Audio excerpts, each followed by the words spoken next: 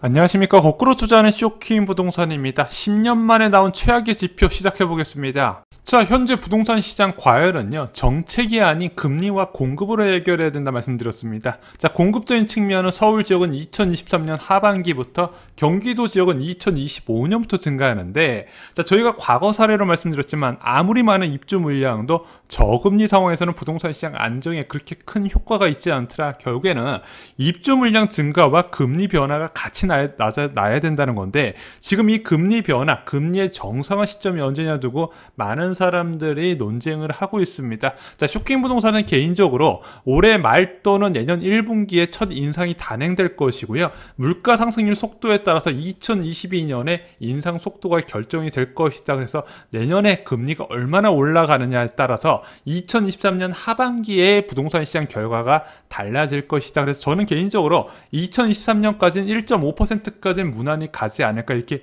보고 있습니다. 자, 그리고 그 이후에는 어떻게 되나요? 미국의 기준금리 인상 속도에 따라서 대한민국 금리 상단이 결정된다는 거죠. 왜? 얘네들은 기준금리를 한번 올리면은 2.5%, 3%까지는 기본적으로 올리거든요. 그럼 그 영향을 대한민국이 받으면서 따라 올라가게 될 것이다. 이렇게 보는 부분입니다.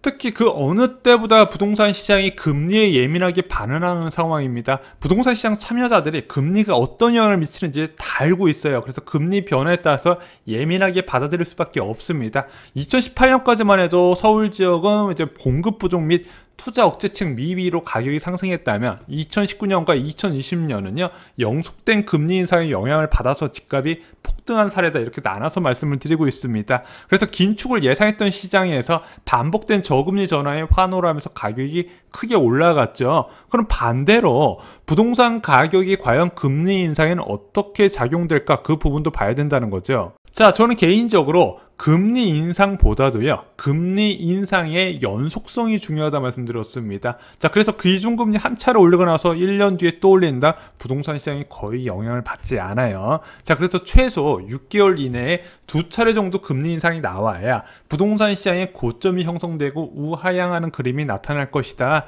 자, 그리고 예금금리가 2% 정도는 도달을 해야 매도 물량 증가에 따른 하락이 가속화될 것이다. 그러면은 이 정도 예금금리가 될 때까지 시간이 좀 걸린다는 부분이죠. 그래서 당장 금리를 빠르게 올린다 하더라도 부동산 가격 폭락까지는 바로 이어지지는 않고요. 어느 정도 시차를 두고 부동산 시장에서 영향이 나타난다 말씀을 드렸습니다. 자, 과연 그렇게 금리 인상 할까요? 야, 지금 대한민국 1.5% 기준금리 올리면 난리 날 것 같은데, 야, 자영업자에다가 가계부채 때문에 그렇게 못한다? 이런 이야기 들어보셨을 텐데, 물가가 높으면 급하게 올릴 수밖에 없다는 부분이죠. 그래서 한국 부동산 시장의 전망은요, 물가에 달렸다 해도 과언이 아닌 겁니다.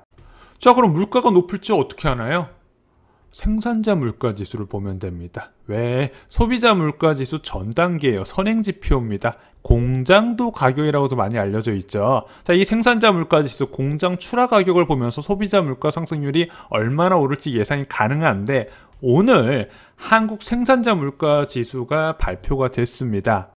자, 먼저 4월 21일에 발표됐었던 3월 PPI 생산자 물가지수는 어땠을까요? 3.9% 상승이었습니다. 자, 전년 동월 대비 기준으로는요, 2017년 3월 이후에 최고치였고요.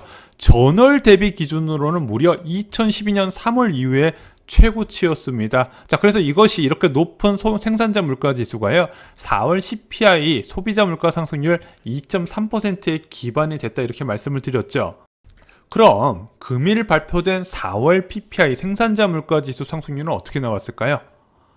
자, 한국은행에서 발표한 자료 보시면 무려 5.6% 폭등한 것으로 나타났습니다. 전월 대비 기준으로도 0.6% 상승이에요. 전월에 굉장히 급격히 상승했음에도 불구하고 전월 대비 상승률이 0.6%나 나왔다는 거죠.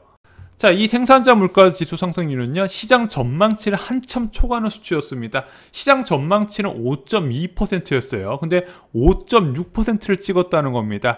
지금 대한민국도 그렇고 미국도 그렇고 모든 물가 지표가요, 전망치를 다 뛰어넘는 수준이 나오고 있다는 겁니다. 시장 전망치보다 다 높은 고물가를 기록하고 있다는 거예요.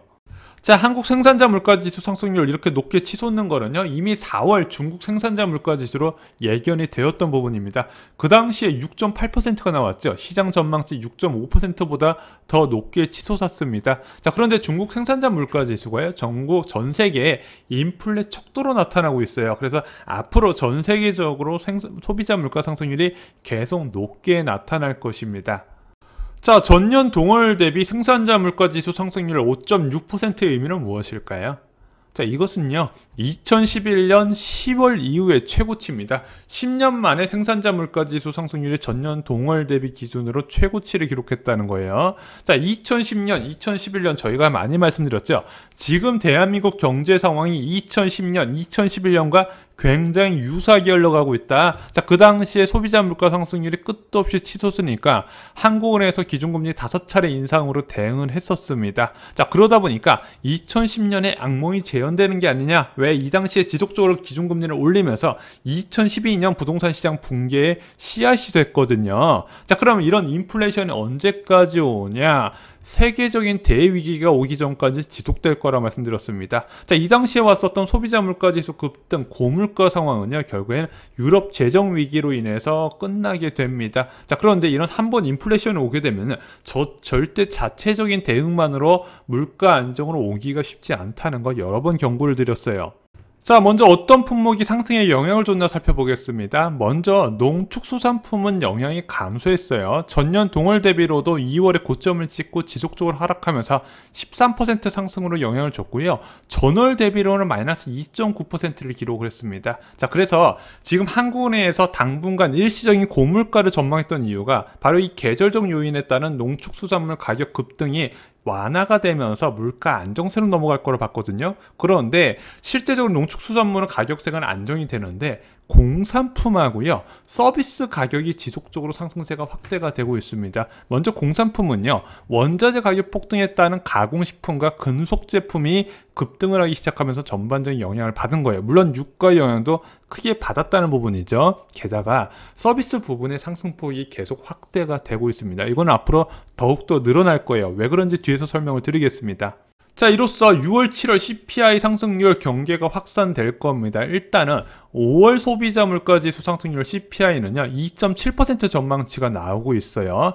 6월 1일 날 발표되는 이 5월 CPI도 시장에서는 충격적으로 받아들일 거예요. 왜? 고물가로 드디어 인식을 하게 된다는 거죠. 2.3%도 높긴 하지만 2.7%는 충격으로 볼 거란 부분입니다. 분명히 금통위원 중에서도 야, 이 정도 물가 상승률은 경계를 해야 된다. 왜? 한국은행의 가장 큰 목표가 물가 안정이니까. 자, 그런데 지금 5월 CPI가 이 정도인데 벌써 4월 PPI가 5%대를 찍었잖아요. 그러면은 6월과 7월달 CPI 같은 경우는요, 3% 수준까지 나올 가능성이 있다는 겁니다. 자, 한국은행에서는 7월 CPI부터 안정될 거로 보고 있는데 제가 볼 땐 지금 7월 CPI에 안정될 기조가 전혀 보이고 있지 않는다는 거예요.